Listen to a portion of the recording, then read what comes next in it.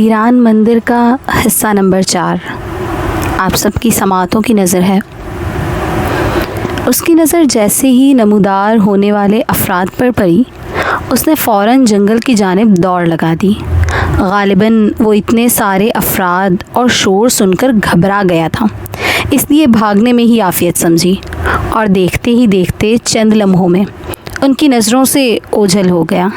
ان میں سے 2-3 افراد شور مچاتے اس کے پیچھے دوڑے، لیکن پھر اپنے پیچھے سے واپس بلائے جانے والی آوازیں سن کر واپس پلٹ گئے۔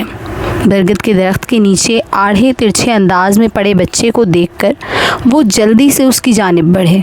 پہلے تو انہیں یوں لگا جیسے وہ مر چکا ہو، لیکن پھر ایک آدمی نے جب اس کی نبض پر ہاتھ رکھا تو یہ دیکھ کر اس کی خوشی کی انتہا نہ رہی کہ وہ زندہ تھا اور صرف بے ہوشی کی کیفیت میں تھا۔ 2 افراد نے اسے اٹھایا اور تیزی سے گاؤں کی جانب جانے والے راستے پر چل دیے۔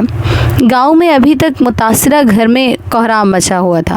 بچے کے والدین پر غشی طاری تھی اور سارا صحن لوگوں سے بھرا ہوا تھا۔ گاؤں کا نمبردار بھی کچھ محافظوں کے ساتھ وہیں موجود تھا اور اس کے والدین کو تسلی دے رہا تھا، لیکن اسے اپنے لہجے کا کھوکھلا پن واضح محسوس ہو رہا تھا، کیونکہ وہ جانتا تھا کہ وہ اس خونی افرت کے باعث بے سبب تھا اور اس سب کے سامنے اس کا بس نہیں چلتا تھا۔ ابھی وہ اسی شچ و پنج میں مبتلا تھا کہ باہر سے شور اٹھا اور ایک آدمی تیزی سے بھاگتا ہوا ٹوٹے ہوئے دروازے سے نکل کر صحن میں آن پہنچا۔ اس کے منہ سے خوشی کے مارے آواز نہیں نکل رہی تھی۔ کچھ دیر سانس بحال کرنے کے بعد جب اس نے یہ بتایا کہ جنگل کی طرف سے کچھ افراد ہاتھوں میں بچے کو اٹھائے چلے آ رہے ہیں، تو یہ سن کر بہت سے لوگ بھاگ کر گھر کے باہر مجمع میں جمع ہو گئے اور بے چینی سے ان کا انتظار کرنے لگے۔ لوگ بھاگ کر گھر کے باہر جو پہنچے، پھر انہیں چاند کی دودھیار روشنی میں جنگل کی طرف سے آنے والے راستے پر وہ سب نظر آ گئے اور کچھ ہی دیر میں ان کے نزدیک پہنچ گئے۔ انہوں نے بچے کو اپنے ہاتھوں میں اٹھایا اور ایک کیچوے کی مانند وہ بچہ ان کی باہوں میں جھول رہا تھا۔ صحن میں داخل ہوتے ہی ان کے لیے ایک چارپائی بچھا دی گئی، جس پر انہوں نے بچے کو لٹا دیا۔ کچھ افراد بچے کے والدین کو ہوش میں لانے کی کوشش کر رہے تھے اور اس کے منہ پر ٹھنڈے پانی کے چھینٹے مار رہے تھے۔ چند ہی لمحوں کی محنت سے انہیں ہوش آ گیا اور جیسے ہی انہیں اپنے بچے کی واپسی کا پتہ چلا، وہ خوشی سے لہراتے اپنے بچے کے پاس پہنچ گئے، لیکن بچے کو بے حس حرکت دیکھ کر خوف زدہ نظروں سے نمبردار کو دیکھنے لگے۔ نمبردار کو جنگل سے آنے والے افراد نے پہلے ہی سب کچھ بتا دیا تھا کہ خوف کی وجہ سے بچہ بے ہوش ہے۔ نمبردار نے انہیں تسلی دی اور ایک شخص کو گاؤں کے حکیم کی طرف دوڑایا۔ تھوڑی ہی دیر میں حکیم اپنا تھیلا لے کر سنبھالتے ہوئے قریب ہی نمودار ہوا۔ آتے ہی حکیم نے اس بچے کی نبض ٹٹولی اور سر ہلاتے ہوئے تھیلے میں سے ایک پڑیا نکالی جس میں سفید رنگ کا سفوف تھا۔ اس نے پانی منگوایا اور پڑیا میں موجود سفوف بچے کا منہ کھول کر اس کے منہ میں انڈیل دیا اور ساتھ ہی تھوڑا سا پانی بھی اس کے منہ میں ڈال دیا۔ پھر 2 منٹ تک اپنے ہاتھ سے اس کا منہ بند رکھا۔ ابھی اسے منہ بند کیے 2 منٹ بھی نہ ہوئے تھے کہ بچے نے ایک زوردار جھرجھری لی اور اپنی آنکھیں کھول دیں۔ آنکھیں کھلتے ہی اپنے پاس اسے ایک بڑا ہجوم نظر آیا۔ اس نے اٹھنے کی کوشش کی، لیکن نقاہت سے دوبارہ چارپائی پر گر گیا۔ اس کے والدین نے تیزی سے آگے بڑھ کر اسے دوبارہ چارپائی پر لٹا دیا۔ اسے ہوش میں دیکھ کر دونوں نے اطمینان کا سانس لیا۔ کچھ لوگ بضد تھے کہ ابھی اسلحہ لے کر دوبارہ جنگل کی طرف جایا جائے اور اس درندے کو تلاش کر کے موت کے گھاٹ اتارا جائے تاکہ وہ دوبارہ گاؤں میں داخل نہ ہو سکے، لیکن نمبردار نے انہیں ایسا کرنے سے منع کر دیا، کیونکہ اتنی رات گزر چکی تھی اور ان حالات میں جنگل میں داخل ہونا موت کو دعوت دینے کے مترادف تھا، کیونکہ ایسا نہ ہو کہ اس درندے کے چکر میں وہ لوگ اپنا نقصان کر بیٹھیں۔ پھر یہ فیصلہ طے ہوا کہ صبح کے اجالے میں جنگل کی طرف نکلا جائے گا اور موذی درندے کو تلاش کر کے ختم کر دیا جائے گا۔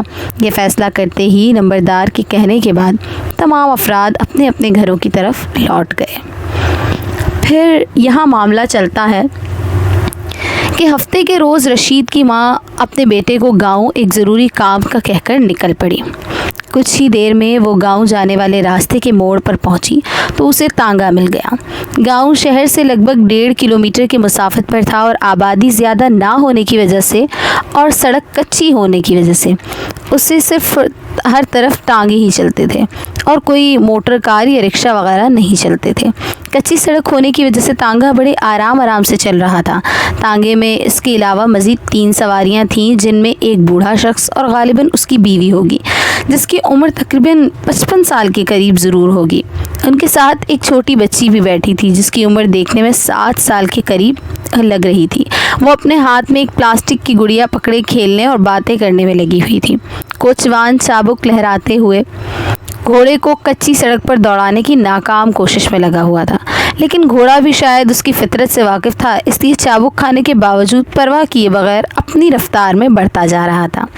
تانگے میں خاموشی چھائی ہوئی تھی، صرف کبھی کبھی اس چھوٹی بچی کے کھلکھلا کر ہنسنے کی آواز آ جاتی تو لمحہ بھر کے لیے خاموشی کا پردہ چاک ہوتا اور پھر ایک لخت خاموشی چھا جاتی۔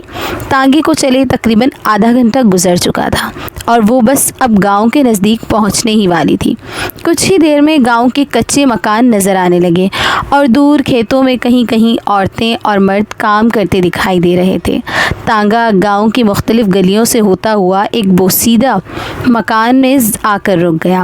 دروازے پر ٹاٹ سے بنا پردہ لٹک رہا تھا، جس میں جا بجا چھید نما تھے۔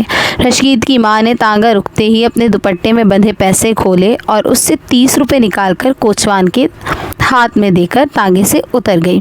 اس کے اترتے ہی تانگا آگے بڑھ گیا اور کچھ ہی لمحوں میں اس کی نظروں سے اوجھل ہو گیا۔ دروازے کے سامنے پہنچتے ہی اس نے پردہ ہٹا کر اس کی کنڈی کو پکڑ کر زور سے ہلایا تو کچھ ہی دیر میں اندر سے کسی کے دروازہ کھولنے کی آواز سنائی دی۔ دروازہ کھلتے ہی سامنے وہی عورت کھڑی تھی۔ اسے دیکھتے ہی اس نے اسے اندر آنے کے لیے راستہ دیا۔ اس کے اندر آتے ہی دروازہ بند کر کے وہ اس کے پیچھے پیچھے چلی آئی۔ رسمی دعا سلام کے بعد تھوڑی اور خاطر مدارت کے بعد وہ دونوں شاہ بابا سے ملنے اس کے ٹھکانے کی جانب چل دیں۔ شاہ بابا کا گھر تلاش کرنے میں انہیں کوئی مشکل پیش نہیں آئی، کیونکہ وہ عورت پہلے بھی 1-2 بار ان سے مل چکی تھی۔ گاؤں کے آخری مکان کے ساتھ والا گھر شاہ بابا کا ٹھکانہ تھا۔ لکڑی کے بوسیدہ سے دروازے پر سرخ رنگ کیا ہوا تھا، جس پر کالے رنگ کے 2 کوؤں کی تصویریں بنی ہوئی تھیں، جن کی چونچیں سفید دھاگوں سے بندھی ہوئی تھی۔ بہت عجیب قسم کی تصویر تھی، جن کا مقصد سمجھ نہیں آ رہا تھا۔ دروازے پر پہنچتے ہی اس عورت نے آگے بڑھ کر کنڈی بجائی تو اندر سے ایک نیولے کی شکل کے آدمی نے دروازہ کھولا۔ پھر جیسے ہی ان کی نظر ان دونوں پر پڑی، اس نے پیچھے ہٹ کر انہیں اندر آنے کے لیے راستہ دیا۔ رشید کی ماں بڑے غور سے اس نیولے کی شکل والے آدمی کو دیکھ رہی تھی۔ اسے یہ محسوس ہو رہا تھا کہ آدمی اسے یوں کیوں دیکھ رہا ہے، جیسے وہ کسی سانپ کے چھوٹے سے بچے کو دیکھ رہا ہو کہ موقع ملتے ہی اس کے سر کو کچا چبا جائے۔ یہ خیال اسے صرف اسی لمحے کے لیے آیا۔ اس کے بعد اس کے پوچھنے پر وہ چونک گئی اور اس عورت نے اسے یہاں آنے کا مقصد پوچھا۔ پھر جب اسے یہ پتہ چلا کہ وہ شاہ بابا سے ملنے آئی ہیں تو اس نے ایک طرف اشارہ کر دیا۔ وہ دونوں اس کے بتائے ہوئے ٹھکانے کی جانب بڑھ گئیں۔ دائیں طرف ایک چھوٹا سا کمرہ دکھائی دے رہا تھا، جس کا کوئی دروازہ نہیں تھا اور اندھیرا دکھائی دے رہا تھا۔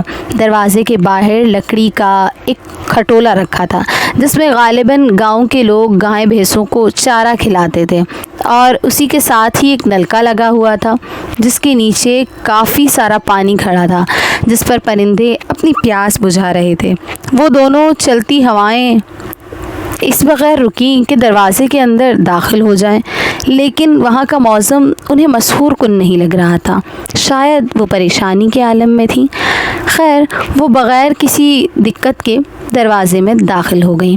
کمرے میں داخل ہوتے ہی انہوں نے دیکھا ایک بوڑھا شخص ایک گھیرو رنگ کا لونگٹ پہنے بیٹھا ہے۔ اس کے مٹی سے اٹے بال ہیں، شانوں پر بکھرے ہیں، اس کی داڑھی کے بال بھی الجھے ہوئے تھے، ہاتھوں کے ناخنوں میں بھی میل ابھر رہا تھا۔ کراہت سی محسوس ہو رہی تھی۔ رشید کی ماں تو شاید تصور میں بھی کبھی نورانی بزرگ کا حلیہ بنا کر لائی تھی، لیکن اب وہ شاہ بابا کو دیکھ کر بڑی حیران ہو رہی تھی۔ پہلے تو سوچا کہ فوراً یہاں سے بھاگ جائے، لیکن اس نے یہ سوچا کہ اس کے ساتھ آئی ہوئی عورت برا نہ محسوس کرے، اس لیے چپ چاپ کھڑی رہی۔ Please like, comment and subscribe the channel Shehzad Khan Horror Stories, and thanks for watching.